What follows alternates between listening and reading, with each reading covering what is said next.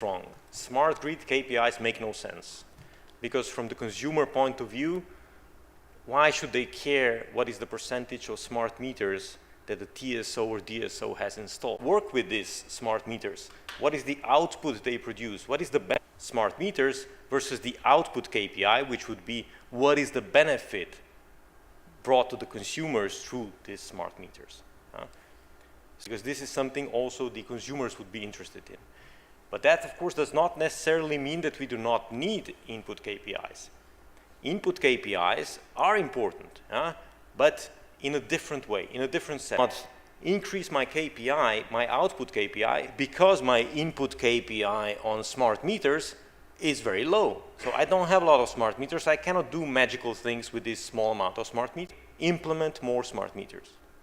Okay, so that's sort of the logic here, that both play an important role, but for now, how to make this meaningful towards what we are discussing here today, digitalization and all that. I mentioned that a smart grid is not an objective. Think about it. Is it really meaningful, or is it really something we want to achieve, to have a smart grid?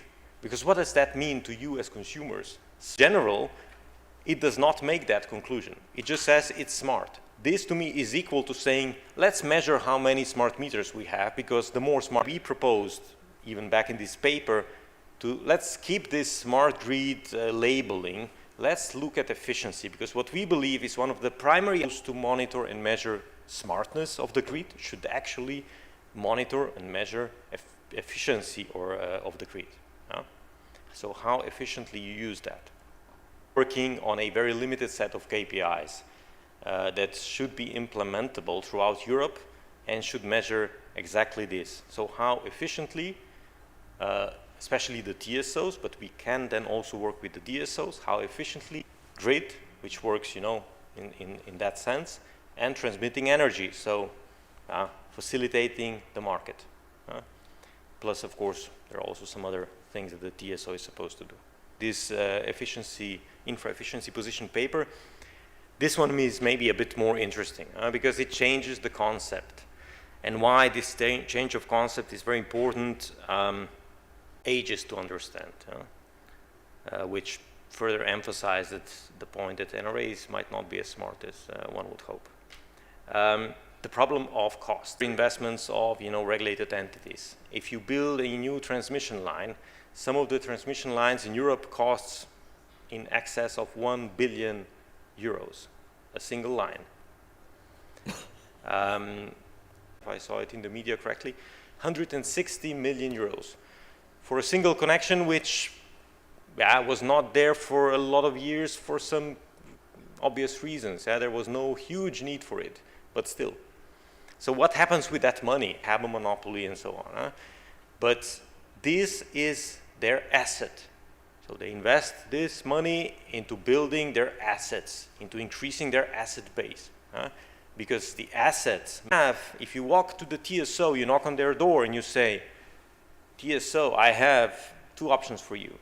I have a smart investment with €1 million. Which one do you think they would choose? The second one, the €100 million one. Also reduces the stress to the TSOs, because you have to imagine all of the smart technology you put into the TSO, there needs to be somebody overseeing what this smart technology is doing. Of a smart grid, what happens is that you increase the strain of the system. You make your grid more efficient, meaning you push the operational point higher in the system. And one is, secured much more easily. You have an additional line and all that. So the infrastructure part is a much safer bet for the TSO or DSO. What does that mean, like that? I asked one of the TSOs, I will not point fingers, but this I think would apply throughout Europe in the same way.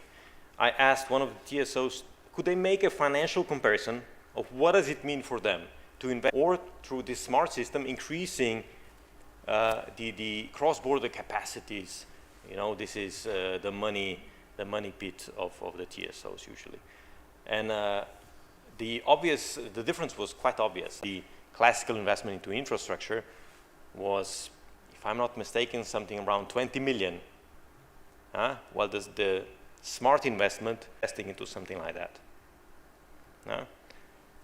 The problem is there is no incentive. There are many smart grid incentives. There are many NRAs saying, we incentivize smart grids, smart grid investment. They say, if you invest into smart grids, we will add 2% to the rate of return. But what does that mean? A small figure, adding 2% is a very, very small addition. So a breadcrumb on top of many years. So that's not the way forward. And we believe the way forward is a bit different. The way forward shouldn't be in remunerating. Now, what is needed, of course, to enable something like that is a cost-benefit assessment. This is, again, something that probably any TSO would roll their eyes. But why, again, would they roll their eyes? It's quite to show the benefits, calculate them, prove them, and all that. It's not easy. And in the past, for dumb investments into new infrastructure, it's sufficient if you just say the NRA stamps approval on the project, and you can invest and your asset base grows and then you're happy and all that, right? With those sort of, if you integrate benefit sharing, you would need to understand the benefits, which is very cheap, has a huge benefit. So the benefit to cost ratio is enormous. And it's not an incentive if the NRA remunerates the costs of this investment. Since the position paper was published a year ago, which means to, well, those who understand how we probably think, that means the regulators agree with the objectives and are now rolling up their sleeves and have already started working.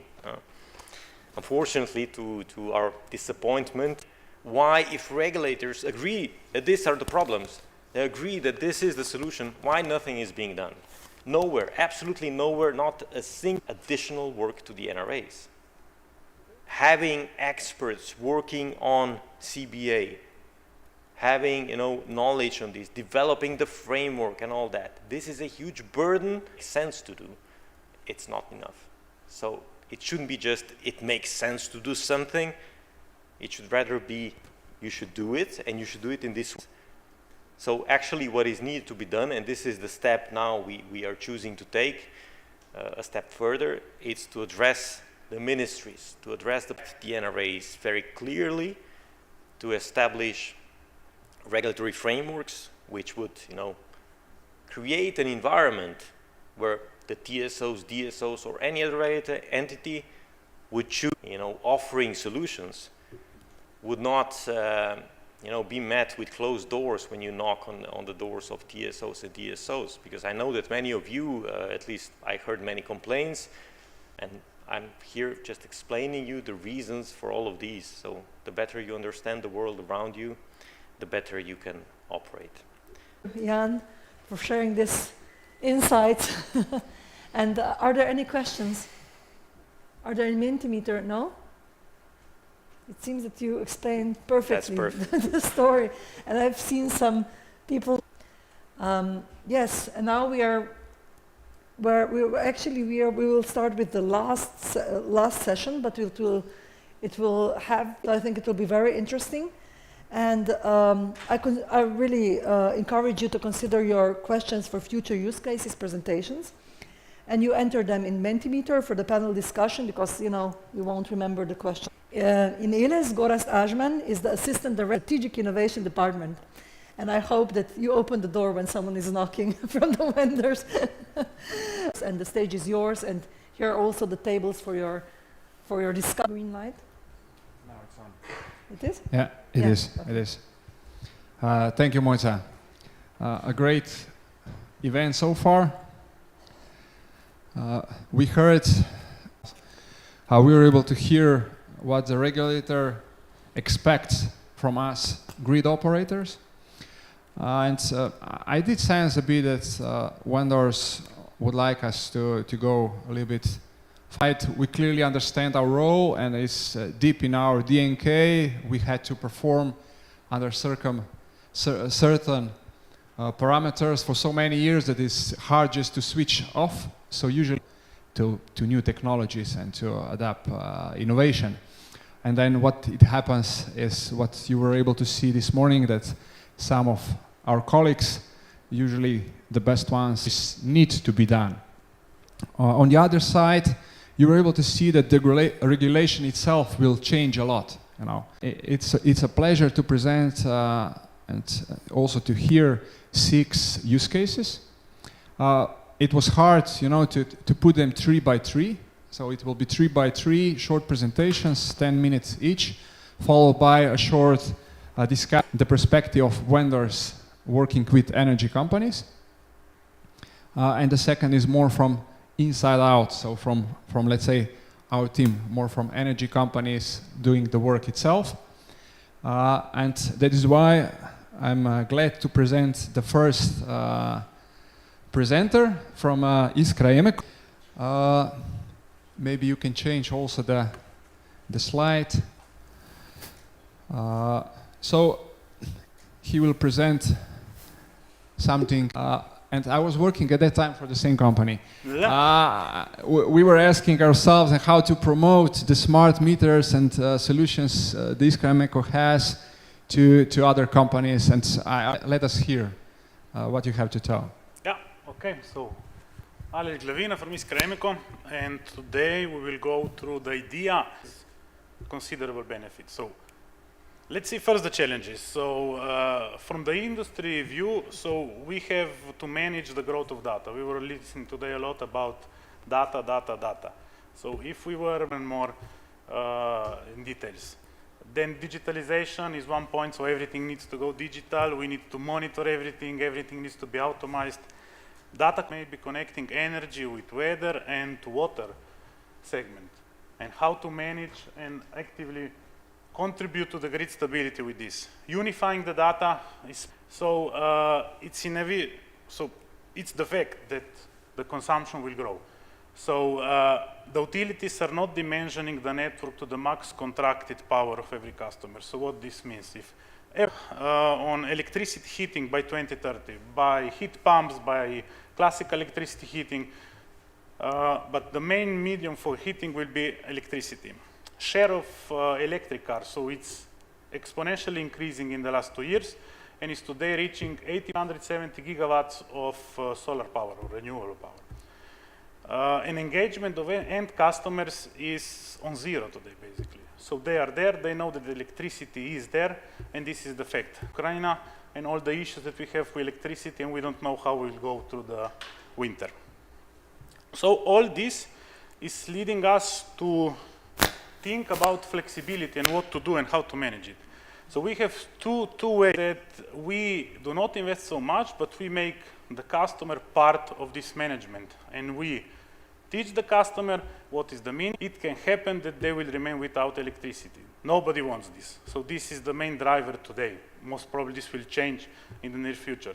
But this is maybe a point, the grid on the low voltage network. So including the households in the overall managing the consumption.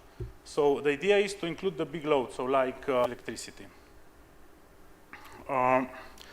What is our idea? So the idea is that we have the smart meter already in the house. More or less today, every house has under this flexibility in the house. And the idea is that through the P1 port of the meter, we send commands or we send information, what is the consumption that can be used by the house. So from one perspective is that like this we protect the fuses on time. So the idea is that we connect, for example, the meter and the charger, and we reduce the maximum power that can be used by the charger dynamically. We are monitoring the consumption of the house, and in parallel we are sending the information from the charger. One option is that